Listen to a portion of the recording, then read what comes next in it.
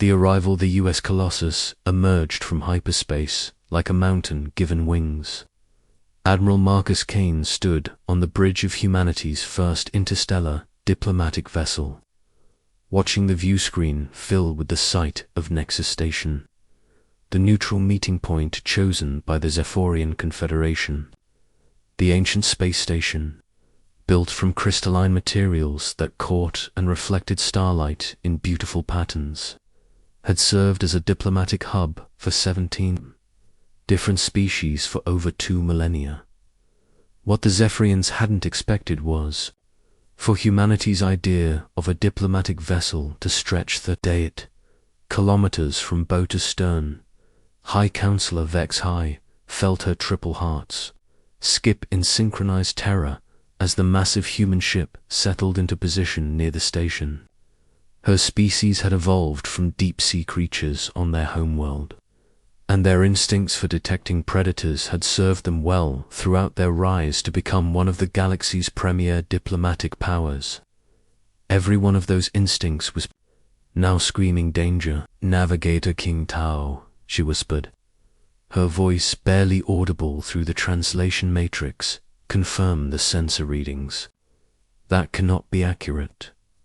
Quintal S. tentacles trembled as he manipulated the holographic controls. His normally steady voice cracked as he spoke.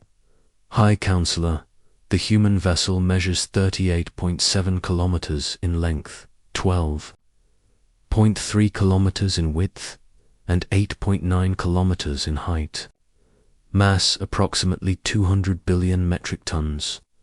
The ship appears to be constructed from an unknown metallic composite that our scanners cannot fully penetrate." The bridge of the Zephyrian command ship Silent Current fell into stunned silence. In the known galaxy, the largest diplomatic vessels rarely exceeded 500 meters in length. Even the mighty Chronari battle fleets, feared across 3 star systems, fielded warships that barely reached 2 kilometers at their largest. The humans had brought something that dwarfed entire space stations. "High Counselor, communications." Specialist Rixara called out, her voice steady despite the circumstances. "The human vessel is broadcasting on standard diplomatic frequencies. They're requesting permission to dock." Vex High composed herself, drawing on centuries of diplomatic training. "Open a channel." The viewscreen flickered and resolved into the image of a human male with graying hair and kind eyes. He wore a deep blue uniform with insignia that suggested high rank, and his bearing radiated confidence without aggression. When he spoke, his voice carried the calm authority of someone accustomed to command. "Greetings, representatives of the Zephyrian Confederation. I am Admiral Marcus Kane of the United Earth Space Force. I command the UES Colossus, and I bring greetings from the people of Earth. We come in peace, seeking dialogue and mutual understanding." Vex High forced herself to respond according to protocol, though her survival instincts were in full alarm. "Admiral Kane, I am High Counselor Vex High of the Zephyrian Confederation. We welcome you to Nexus Station. Your vessel's specifications are quite remarkable. We would be honored to proceed with first contact protocols." Kane's expression softened slightly. "Thank you, High Counselor. I understand our ship might seem imposing. We designed the Colossus to serve as both a diplomatic vessel and a mobile embassy. We believe that when meeting new civilizations, it's important to make a good first impression." The Zephyrian bridge crew exchanged glances. If this was humanity's idea of making a good first impression, what did their actual warships look like? Admiral Vex High continued, "Might I ask if this is a standard diplomatic vessel for your species?" Kane chuckled, a sound that somehow managed to be both reassuring and terrifying. "Oh no, High Counselor. The Colossus is actually one of our smaller diplomatic ships. We didn't want to seem aggressive, so we chose something modest for first contact." We left the really big ships back at Earth. Dr. Elena Buscus, humanities chief xenobiologist and diplomatic advisor, stepped into view beside Kane. She was a woman in her 40s with intelligent eyes and an easy smile. "Hi, Counselor, if I may add. We've studied your species' psychological profiles based on the cultural data you've shared with other civilizations. We understand that large objects can be interpreted as threatening. We want to assure you that the Colossus is purely a peaceful vessel." Navigator Quintal S. tentacles were now openly shaking. "Hi, Counselor," he whispered, "if this is their small diplomatic ship, what do their actual warships look like?" The question hung in the air like a dark cloud. Vex-High had been wondering the same thing, but diplomatic protocol demanded she maintain composure. "Admiral Kane, Dr. Vasquez, we appreciate your peaceful intentions. However, I must ask, what kind of power systems does your vessel employ?" "Our sensors are detecting energy signatures that are ... unprecedented." Kane nodded understandingly. "We use controlled fusion reactors, High Counselor. Nothing too exotic.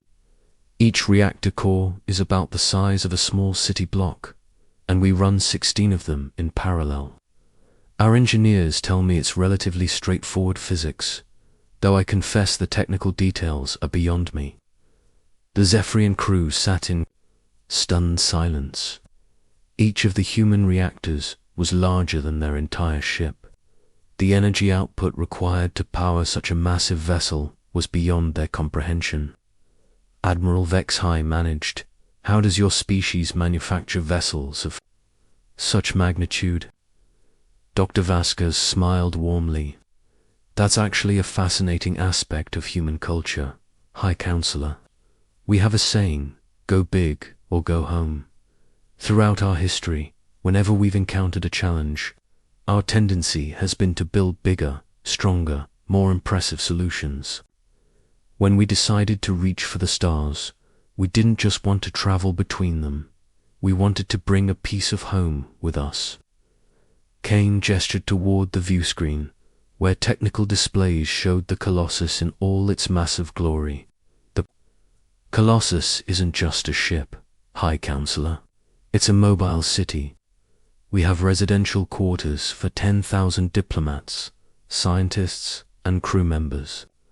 We have manufacturing facilities, research laboratories, recreational areas, and even parks with trees from Earth. When we go exploring, we bring our entire civilization with us."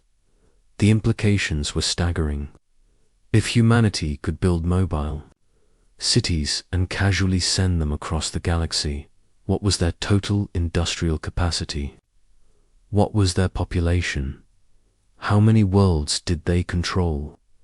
High Counselor, Communications Specialist Rixara called out urgently, "I'm detecting additional ships emerging from hyperspace."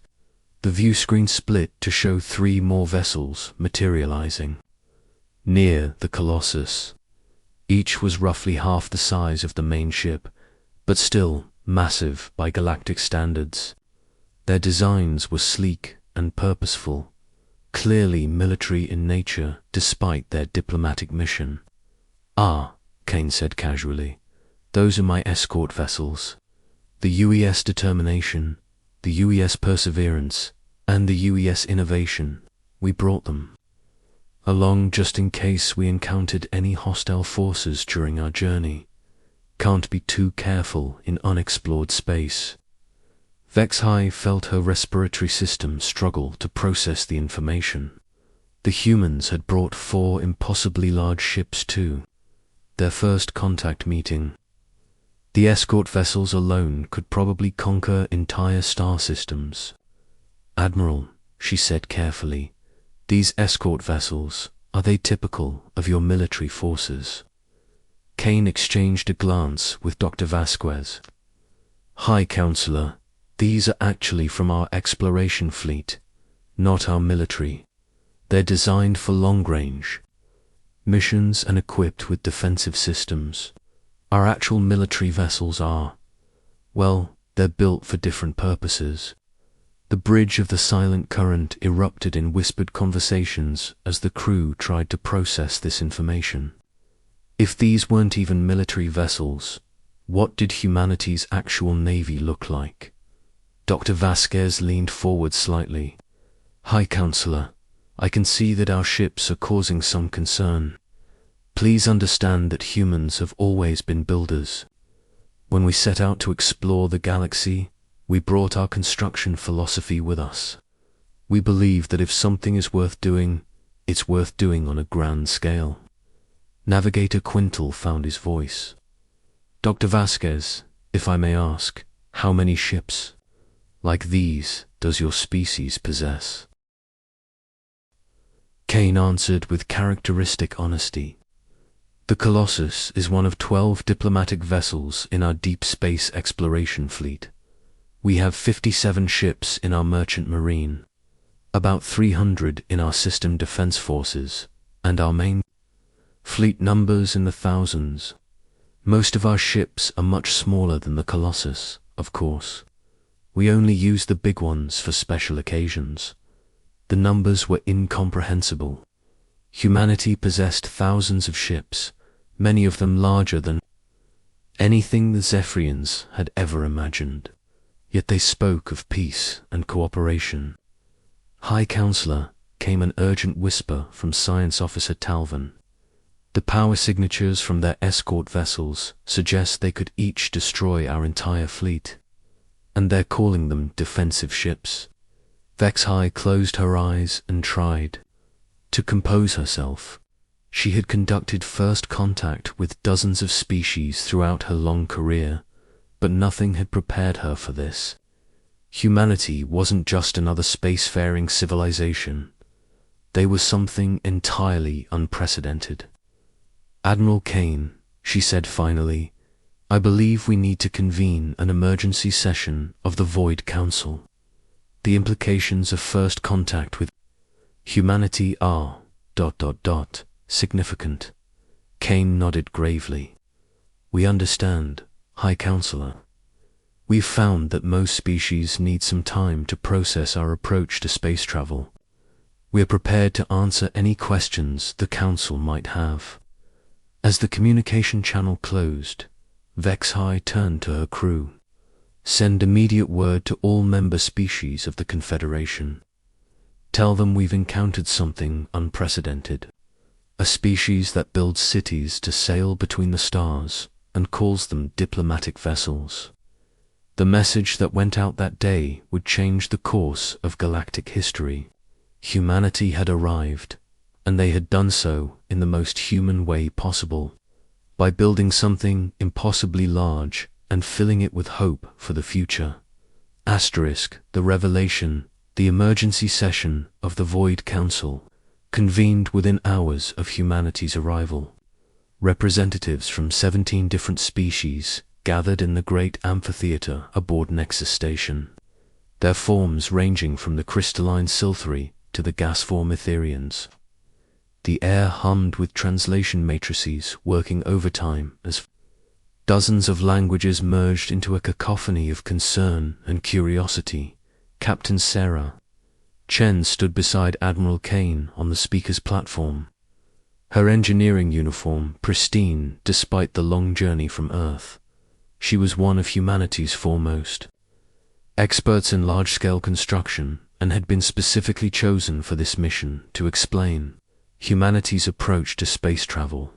Her calm demeanor contrasted sharply with the agitated murmurs filling the chamber. Arch-scientist Molduk of the Kronari Empire leaned forward in his hoverchair, his 6 arms gesticulating wildly as he spoke. The energy readings are impossible. No known civilization has ever harnessed such power sources for mere transportation. These humans must be using weapons technology for their ships. Commander Torres, humanity's military strategist, stepped forward with a patient expression. Honored representatives, I can assure you that the UES Colossus is not a weapon, it's a home. Every system aboard our ship is designed to support life, foster learning, and promote peaceful exploration.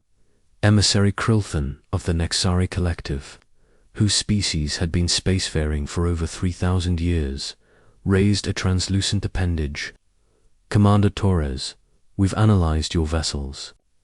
Structural integrity, the materials you're using, the power distribution systems, the sheer scale of construction. It suggests an industrial capacity that exceeds our entire Confederation combined. How is this possible? Captain Chen smiled and activated a holographic display that showed the construction process of the Colossus. Emissary Krilthan, the answer lies in human philosophy.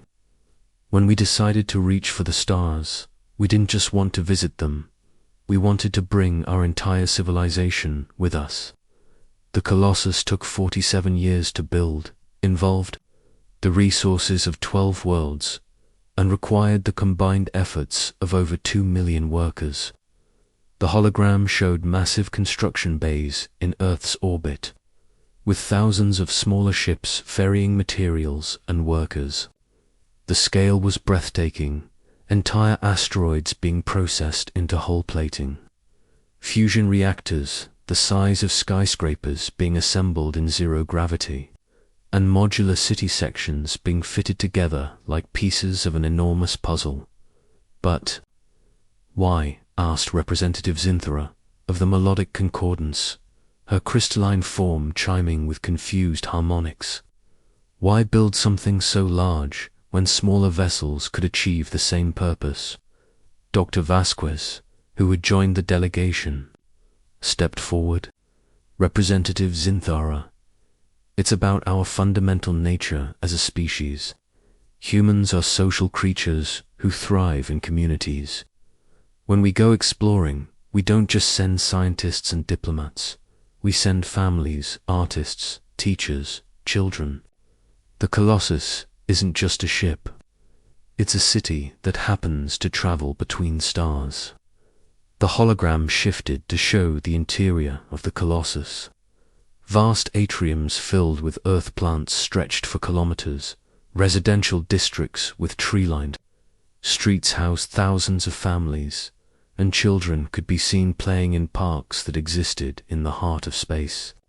Schools, hospitals, theaters, and research facilities created a complete ecosystem of human civilization.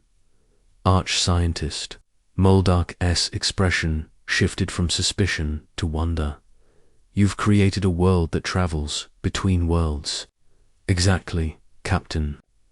Chen confirmed. Every human ship is designed to be self-sufficient for decades or even centuries. We don't just visit other civilizations. We bring our entire culture to share with them. Art, music, literature, cuisine, games, and most importantly, our children's laughter. The chamber fell silent as the implications sank in. This wasn't just advanced technology, it was an entirely different philosophy of existence. High Counselor Vexhai, who had been observing quietly, spoke up. Admiral Kane, you mentioned that you have thousands of ships. Are they all built to this scale? Kane nodded. Not all, High Counselor. We have different classes of vessels for different purposes. Our exploration ships, like the Colossus, are the largest because they need to support entire communities for long periods. Our merchant vessels are smaller, usually only 15 to 20 kilometers long, because they're designed for efficiency. Our system defense ships are built for speed and maneuverability, so they're typically only 5 to 10 kilometers in length. Asterisk, the casual mention of 5-kilometer ships as small sent another wave of shock through the assembly. Representative Kixmore of the Shifting Sands Coalition made a sound that the translators couldn't process. And your military? Asked Emissary Krilthan, though his voice suggested he wasn't sure he wanted to know the answer. Commander Torres stepped forward with a serious expression. Our military philosophy is different from what you might expect. We don't build ships to conquer or destroy. We build them to protect and deter. Our largest military vessels are the Leviathan-class defenders, which measure about 50 kilometers in length, but they're designed as mobile fortresses, not attack ships. The number 50 kilometers hung in the air like a physical weight. Even the most advanced civilizations in the galaxy had never conceived of military vessels on such a scale. "How do you power such ships?" asked Science Officer Talvin, who had been granted permission to speak at the emergency session. Captain Chen's eyes lit up with enthusiasm. "That's actually one of our proudest achievements. We use controlled microsingularities as our primary power source. Each Leviathan-class ship contains 5 artificial black holes, each about the size of a marble, held in perfect suspension by electromagnetic fields.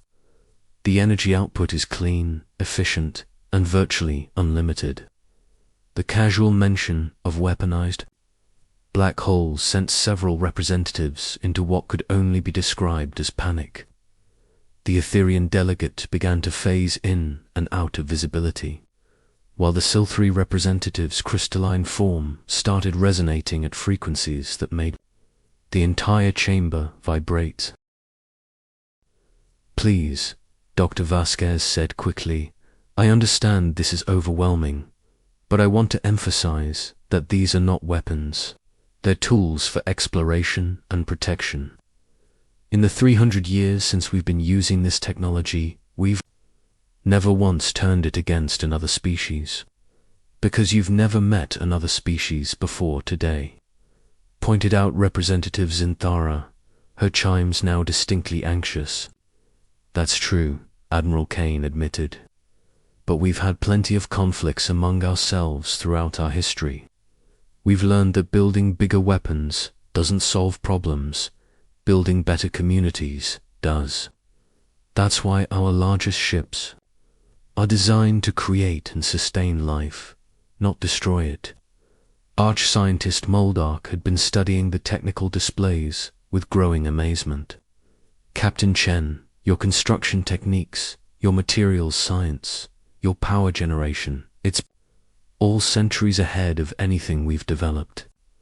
How long has your species been spacefaring?" "About 400 years, Chen replied. "We started with chemical rockets and worked our way up. Every breakthrough led to bigger and better ships. It's just how we approach problems. If something works, we make it bigger and better." The timeline was staggering. In 4 centuries, humanity had gone from primitive chemical rockets to ships that could serve as mobile worlds. Most species took millennia to achieve what humans had accomplished. In less than half that time, "What are your intentions?" asked High Counselor Vexai, cutting to the heart of the matter. "With such capabilities, you could dominate the entire galaxy." Kane's expression became earnest. "High Counselor, we didn't come here to dominate anyone. We came here to learn, to share, and to grow. Yes, we build big ships, but we fill them with teachers, doctors, artists, and families. We want to add our voice to the galactic community, not silence the voices that are already here."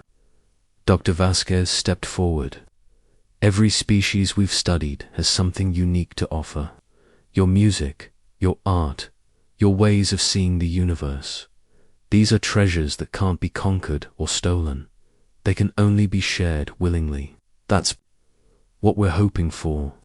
Emissary Krilthan leaned back in his chair, his expression thoughtful. "You speak of sharing, but what do you need from us? With such technology, surely you must be entirely self-sufficient." "Knowledge," Kane replied immediately. "We may build big ships, but we're still young as a species. We have so much to learn about the universe, about other forms of life, about different ways of thinking and being. Our ships may be large, but our perspective is still limited by our own experience. The session continued for hours, with representatives asking detailed questions about human technology, culture, and intentions. Slowly, the initial fear began to give way to curiosity and even excitement. The humans weren't conquerors, they were enthusiastic neighbors who happened to have built very large houses. As the session concluded, High Counselor Vex-High made an announcement that would echo through galactic history. Representatives of the Void Council.